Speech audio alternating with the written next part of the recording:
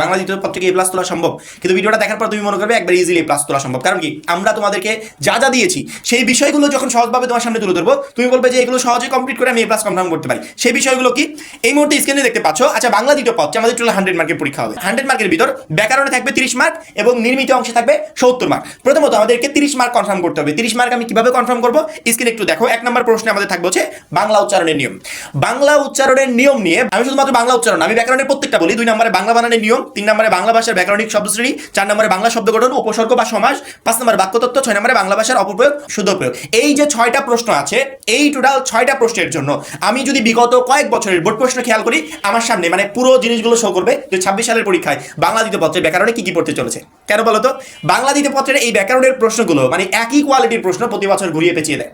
একই প্রশ্ন, অর্থাৎ কিছু প্রশ্ন আছে, যেমন ধরো আমি বাংলা উচ্চারণের নিয়ম নিয়ে তোমাকে আমি 2-3টা প্রশ্ন রেডি করে দিলাম, বা তোমাকে বললাম যে এইগুলো পড়ে যাও, এখান থেকে একটা আসবে। আমি এগুলো কিভাবে বলছি, বিগত কয়েক বছর যখন আমি বোধ প্রশ্নগুলো অ্যানালাইসিস করেছি, এই বছরে টোটালি অ্যানালাইসিস করার পর যখন সাজেশনটা রেডি করেছি, আমি দেখেছি যে এই অমুক বছরে তো এই প্রশ্নটা আসছিল, পরবর্তী বছর দেখি আবার ওই জায়গা থেকে প্রশ্ন আসছে, তার পরবর্তী বছর ওইটা দেয় নাই, ওটার সাথে আরেকটা যেটা আছে ওইটা দিয়েছে। সেক্ষেত্রে আমি বাংলা উচ্চারণের নিয়ম নিয়ে যে প্রশ্নগুলো তোমাকে রেডি করে দিব, ওইখান থেকে যে প্রশ্ন আসবে এটা 100% শিওর। এইভাবে শুধুমাত্র বাংলা উচ্চারণ না, বাংলা বানানের নিয়ম, ব্যাকরণিক শব্দশ্রেণী এবং আমাদের ব্যাকরণ অংশে যে টোটাল 6টা প্রশ্ন আসবে, এই 6টা প্রশ্নের জন্যই আমি তোমাদেরকে কোশ্চেন রেডি করে দিয়েছি যে এই কোশ্চেনগুলোই সামনে 26 সালের পরীক্ষা আসতে চলেছে। তাহলে ব্যাকরণের এই 30 মার্ক নিয়ে তোমার টেনশন কোন জায়গায়?